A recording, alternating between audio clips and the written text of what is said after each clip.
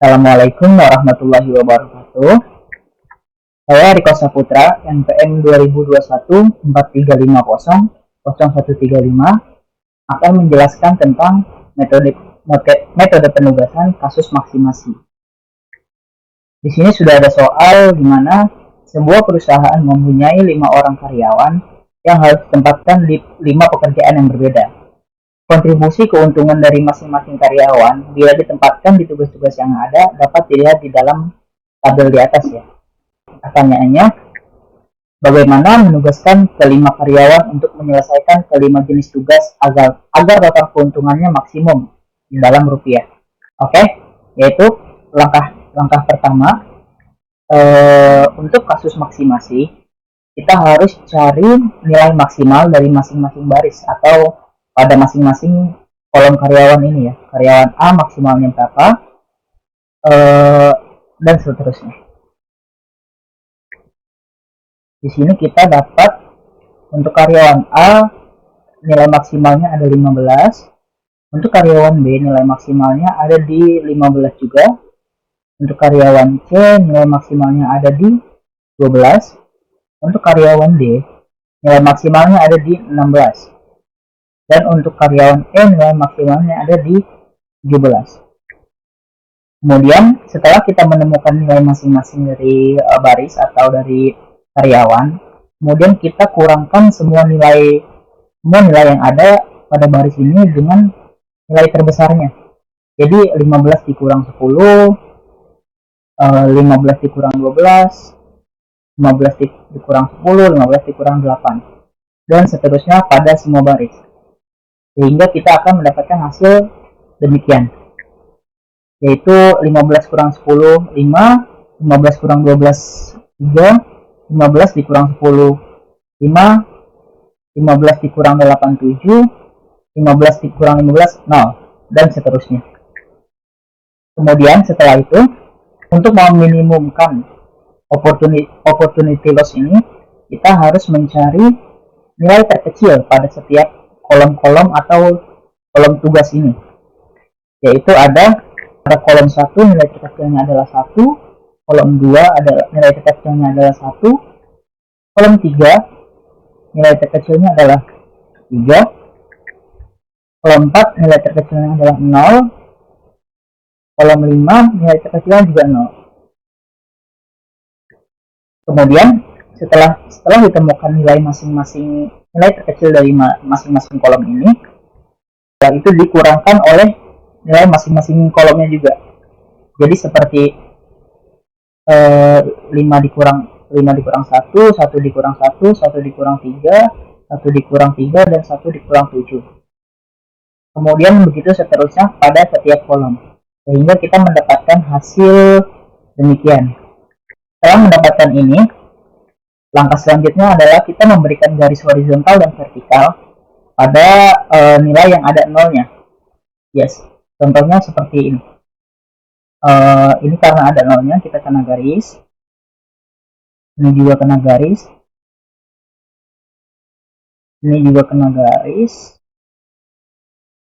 Dan sini juga kena garis. Kemudian, pada setiap baris yang terkena 2 kali garis,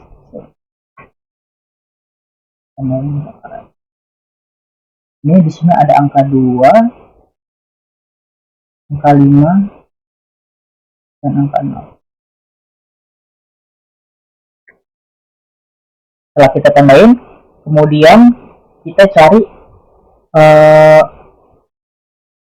nilai terkecil pada nilai yang tidak terkena garis. Ya, nilai yang tidak terkena garis seperti 4, 2, 27, 2, 3, 2, 4. Nah, nilai terkecilnya adalah 2.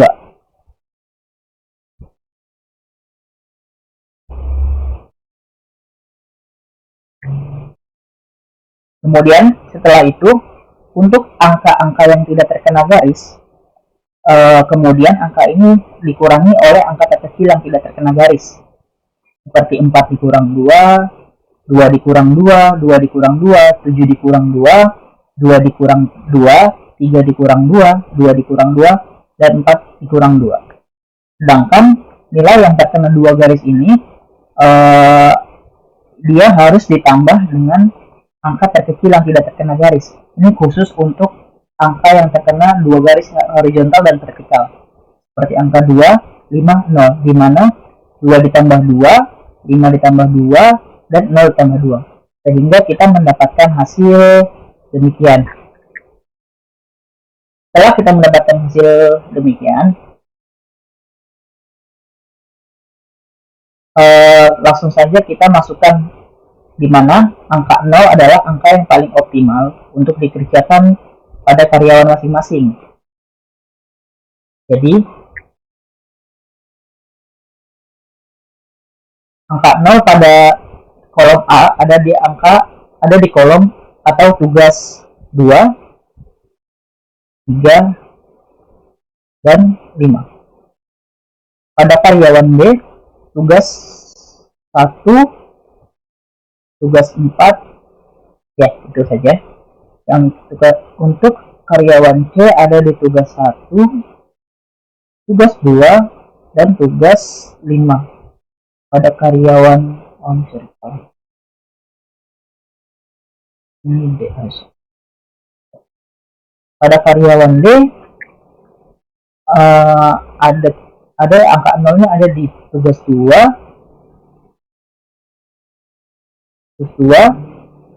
dan tugas 4. Pada karyawan E ada di tugas 3 saja ya. Kemudian setelah ini lakukan pemilihan di mana tugasnya tidak boleh double pada setiap masing-masing karyawan, di mana satu karyawan hanya boleh satu tugas. Pertama kita pasti yang cuma ada satu pekerjaan, yaitu pada E. Jadi E akan tetap mengerjakan tugas 3 saja.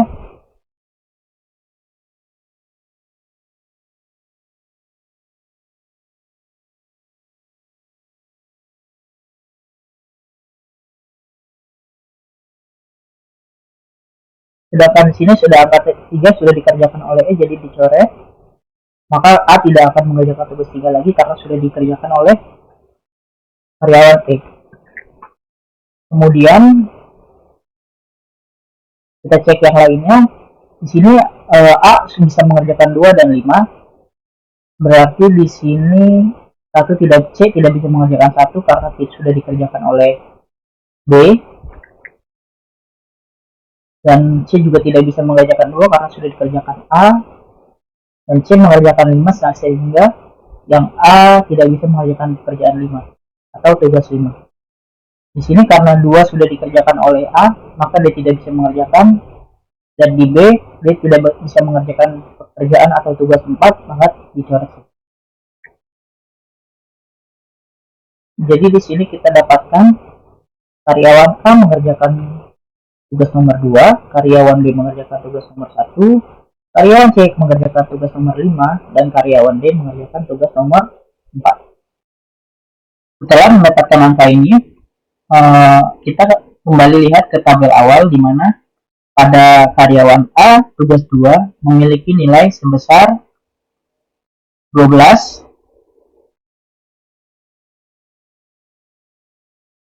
Untuk karyawan B dengan tugas 1 memiliki nilai 14.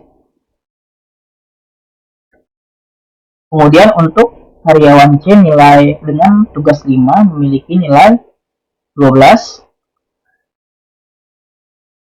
Untuk karyawan B dengan tugas 4 memiliki nilai 16. Dan untuk karyawan E dengan tugas 3 memiliki nilai 14. Setelah itu, kita jumlahkan untuk mendapatkan nilai keuntungan jika karyawan tersebut mengerjakan tugas tersebut.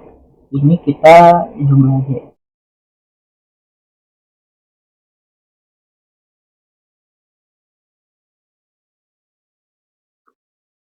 2 tambah 4, 6, 8, 6, 14, 18.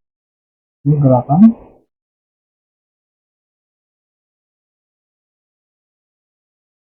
2, 3, 4, 5. Ini adalah nilai dari keuntungannya. Sehingga kita bisa menyimpulkan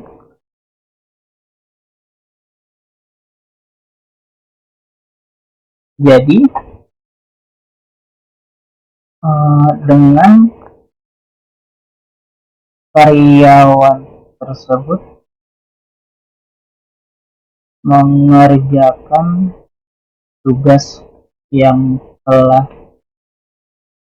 ditentukan akan mendapatkan keuntungan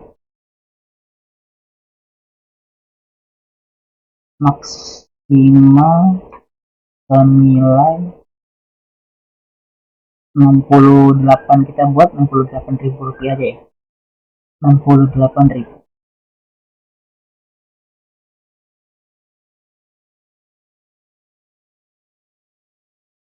Ya, itu saja dari saya. Kurang lebihnya mohon maaf. Assalamualaikum warahmatullahi wabarakatuh.